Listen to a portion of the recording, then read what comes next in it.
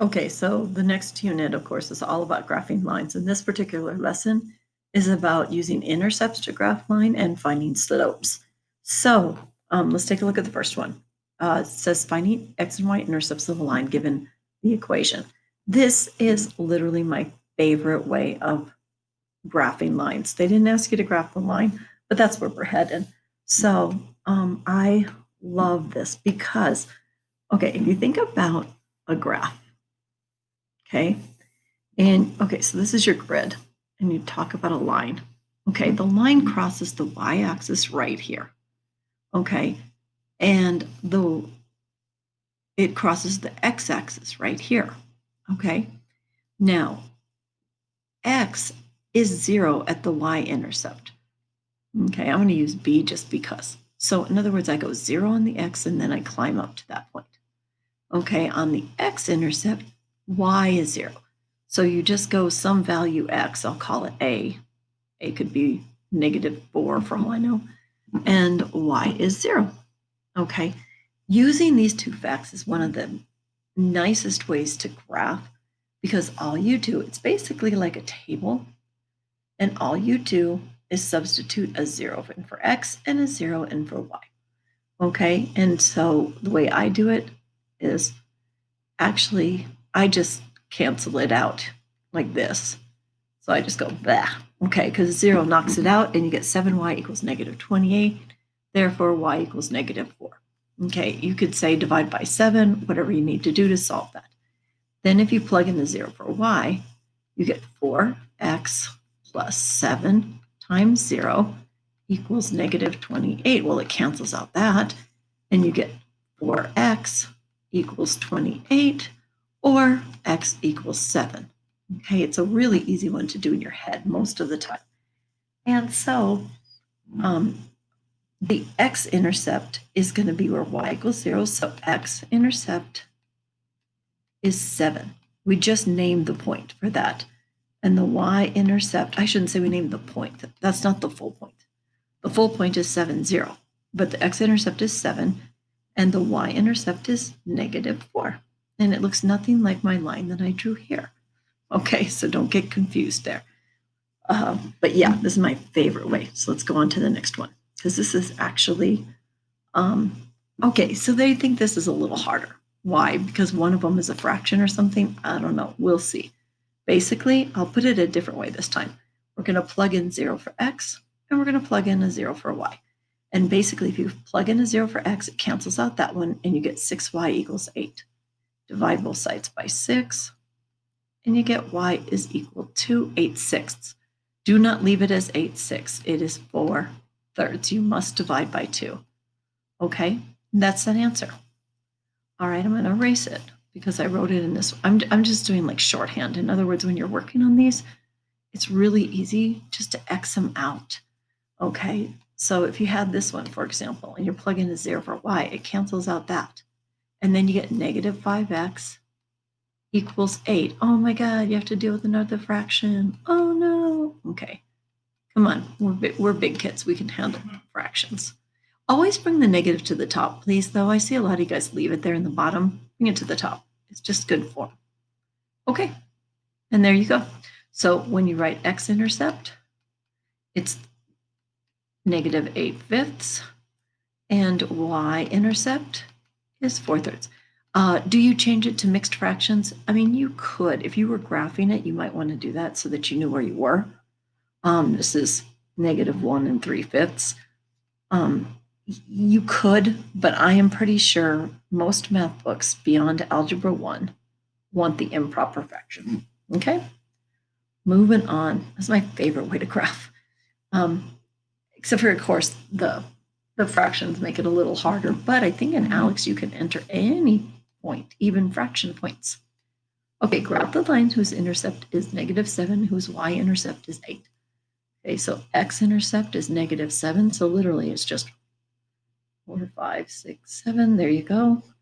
And y-intercept is 8. 1, 2, 3, 4, 5, 6, 7, 8. And there you go. And you connect the dots. It's that easy. All right. I don't think many people needed that one. I think I just put it in there because. All right, graphing a line first by finding its x and y intercepts. This is my favorite, but I'm going to tell you something. The best time to use it, I should say, is when this number and this number are actually factors of this number. In this case, they're not. Okay, 8 is not a factor of 20, but 10 is. And usually you get stuff like this, 3x plus 4y equals 12. That is like a perfect one to do intercepts with because it's so easy to just zero one out and it's an easy answer. This one's a little more complicated, but it's okay, we could do that. So you're going to plug in a 0 for x. So again, 10x minus 8y equals 20. Plug in a 0 for x. I'm actually showing the work. Okay, this cancels that out, and you get negative 8y equals 20. Divide by negative 8. Okay, and you're going to get y is equal to, divide by 2, negative 10. Oh, well, that didn't work. I should have divided by 4. Negative 5 halves. That's still divisible by 2. Okay, so there you go. Your y-intercept is negative 5 halves, and your x-intercept is, here you go. I always recommend you guys shut me off, like stop me, and actually try to solve this on your own. So you get 10x equals 20. Whoa, that doesn't look like an x. Neither does that, but we tried. Okay, x equals 2. Okay, moving on. So those are your answers. Does it say graph it? Yes, it does. Okay, so if you were graphing that, x equals 2. Sorry, I am on my tablet and I'm still working at trying to get this. So x equals 2 and y is equal to negative 5 halves. So this is where you kind of want to go to mixed numbers so you understand where it is. 2 goes into 5 twice and there's 1 left over, so 1 half. Okay, so negative 2 and 1 half. It goes down 2 and then it's halfway between 2 and 3. That's negative 1, 2 and a half. Connect the dots. I think in Alex, you list them as a point.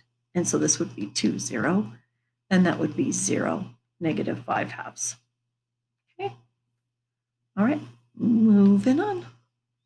All right, so if you were in my class before, you know I make you do this with your body. Okay, if you call safe at a base, that is a slope of 0. Okay, 0. Okay, if your right hand is raised. Okay, we come from a Judeo-Christian culture where the right hand is good. We used to make people with left hand who were born left-handed write with their right hands because we thought they were evil. Really stupid stuff. So this is a positive slope. Why? Because the right hand is raised. Okay, if it's the other way, if your left hand is up, I know that doesn't look like a hand. Leave me alone, people. Maybe it's a sheep hand. That doesn't look like a sheep hand either. That would be a hoof. Okay, anyway, this is a negative slope. A negative slope goes this way with the left hand. Okay, and no slope is completely vertical. Well, if I could do a vertical line, that would be great. So far, that's the hardest thing to do on this tablet. Okay, vertical line is undefined. Okay, undefined. Now let's talk about this for a second. I do this little thing where I tell a story of a little man walking. Okay, you can think of it as work. But mainly the reason why this is positive, you guys, is that you're going up in the positive direction and over in the positive direction. You are climbing up and over. You're constantly moving in the positive y and positive x direction. Okay, that's why this is a positive slope. As x is increasing, so is y. Okay, this one, nothing is happening. Okay, and when we talk about slope, slope is represented by the letter M. I don't know why. It's probably some Latin root. Okay, and it means the rise over the run, or the change of y over the change in x. You can literally count how far you went up over how far you went over. Okay, now the only reason kids mess up with this is because to graph a point, you always go on the x first. And so sometimes they think it's the run over the rise. it's a memorization thing. You have to just learn it. That slope is rise over the run. We talk about how much you go up or down. Okay. So this is a zero slope. Okay. Why? Because nothing is happening. There is zero movement on the rise. There is nothing happening. To get from one point to the next, we don't have to go up or down anywhere. We literally do nothing on the y. And zero divided by anything is simply zero. So that's a zero slope. It's pretty easy. Think about safe. Zero is safe. Okay, this is positive. This is negative. And hopefully you got some of this with that activity that we did, that project. And this is undefined. Why is it undefined? Because look, your change of y, you go up a lot or down. It doesn't matter. You go up or down. But what do we do on the x? Zero. We do nothing on the x. And that is a problem because we can't divide by zero. In math, we never divide by zero. So this is undefined. It doesn't matter when it happens. You can never divide by zero. I usually think of this as a big hole. And then whatever number was up here falls through like, okay. And it's gone and we don't know what happened to it. All right, but you can't divide by zero. And the real reason is because, well, the real reason is because the zero is on the denominator. All right, and if you look at this negative slope, you guys, look, to get from one point to the next, you have to go down in the negative direction and over in the positive direction. So that would be a negative divided by a positive, which is a negative.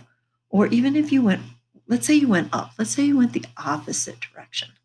Okay, let's say, I get yellow. Give me yellow. Okay, all right, let's say you were going from here. You would go up in the positive direction, and then you would go left, which is a negative direction. So we would go positive over negative, which is still negative. Okay, here, if you wanted to go from here to here, and let's say you wanted to go from the top one to the bottom one, you would go down, which is negative, and then you would go left, which is negative. So you can see that they're both changing in the same way. Negative over negative is positive. All right, so if you can just remember physically too, that would be amazing if you could do this with your arms and remember that. All right, so here we go, finding the slope. This is easy because all you do is count, literally. It's the change of y over the change in x. The little triangle means the word change. So look, ready, you climb. 1, 2, 3, 4, 5. And then you move over to the right, 1, 2. And then you check it. It's positive. I went up 5 and I went to the right 2, so it's 5 halves. It's positive slope. Check it with your hand, yes. Oh, by the way, when you're checking slopes, we always move left to right. My brain is a little more flexible, so when I used to see negative slopes, I would be like, that's going up. It's just going up in the other direction. Okay, not really. It's going down. Okay, if you're going left to right, a negative slope is falling down. Okay. All right, here we go. Next. So moving on. All right, now we're cutting to the formula of slope. Slope has a formula, okay, and it means it's going to be the change in y or the difference. So it's going to be y2 minus y1 over x2 minus x1. I expect you to know this formula. You should know it by now. Okay, you can name these points if you want. A lot of times people do this. It doesn't matter which one you name, I promise, it doesn't matter. And I'll prove it to you in a second. So I'm going to name this x1, this one y1, this one x2, y2. The numbers correspond to point. Like this is the first point, and this is the second point. If I had another point, it would be x3, y3. It would be the third point. Get the idea? All right, so y2 is, I'm going to actually work down here. M equals y2 is 6. Minus is part of the equation. Y1 is negative 7. It's easiest if you remember to put the negatives in a parentheses, and that way you don't forget to put the negative from the actual formula. Okay, x2 is negative 3 minus x1, which is negative 7. Okay, we all know that when you have two negatives together, add the opposite, it becomes positive, so it's 13 over 4. Okay, positive 7 minus 3 is 4. All right, and that's it. All right, but let me just prove to you that it doesn't matter what you pick. Let's say I called this x2, y2, and I called this one x1, y1.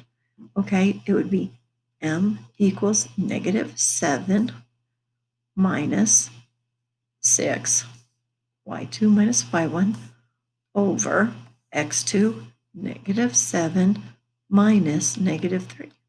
And I would have got negative 13 over, change that to a positive, negative 4. Negative divided by negative is a positive. And look, same. Okay, it doesn't matter which point you pick as your first or second, but it does matter where you put them. You can't be all willy-nilly about it. You can't put y2 here and x1 here. You can't. This is the point, that's the point, okay? Be real careful. It really does help to actually name them. All right, it says, find the slope of horizontal and vertical lines. Well, you may not know this, but this is what happens. You're either going to get a 0 on the top or a 0 on the bottom. So here we go. M equals, I'm going to call this one x1, y1, x2, y2. Okay, y2 minus y1 over x2 minus x1. That took me like 5 seconds to write, so stop whining. You're good. You can write it. You're okay. You'll live through it. 2, okay, so it's negative 2 minus negative 2. See, the minus, this is that minus. Okay, and then we can even bring down the minus ahead of time. And then it's going to be negative 7 minus 7. So that becomes a positive plus negative 2 plus 2 is 0.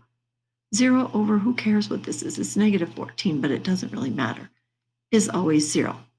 That means the slope is 0, and it means it's a horizontal line. And you can tell because y is equal to negative 2.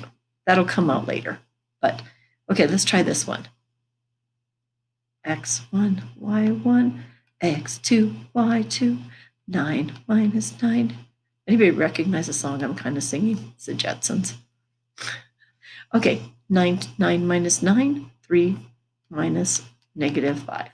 Who cares what this is? This is 0 divided by whatever, 8.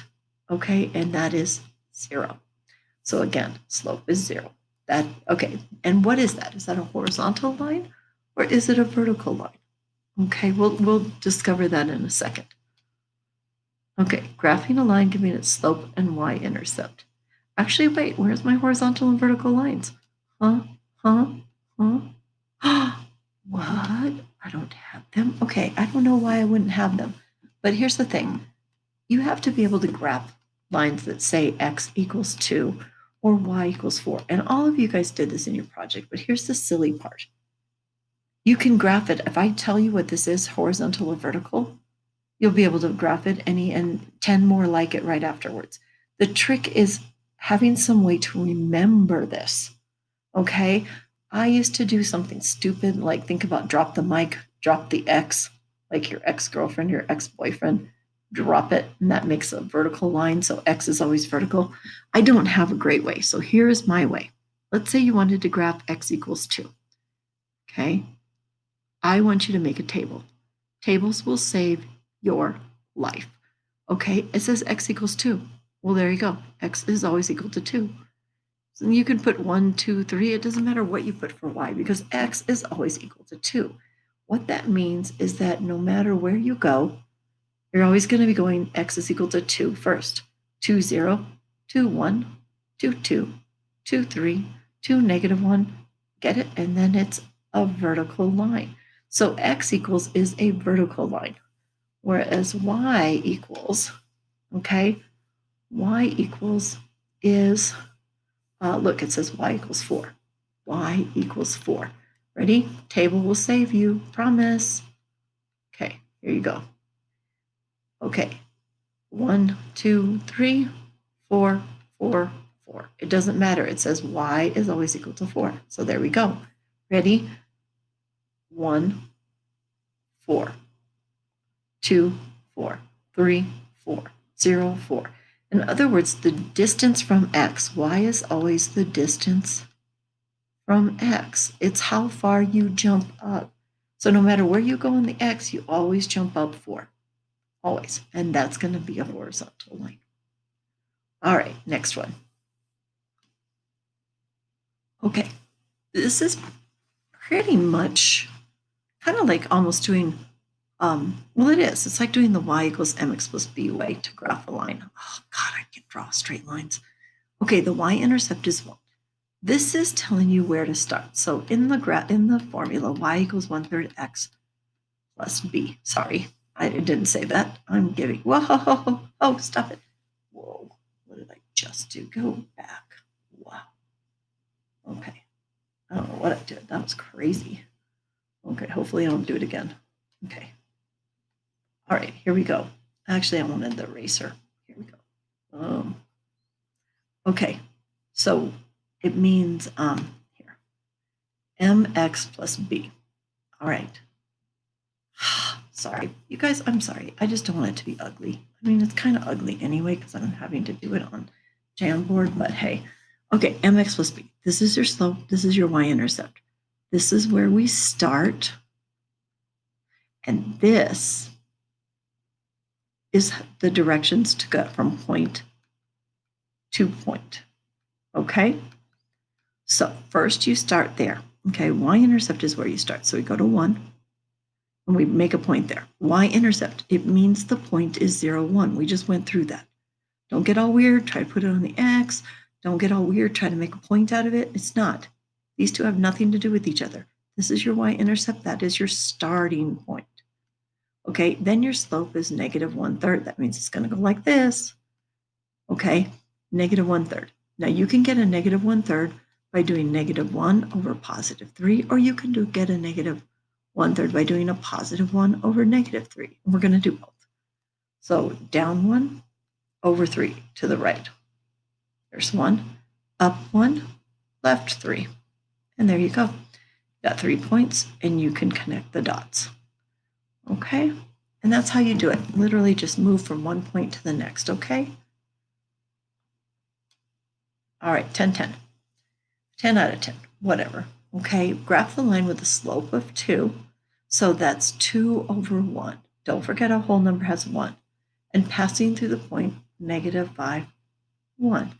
So 1, 2, 3, 4, 5, 1. This is your starting point.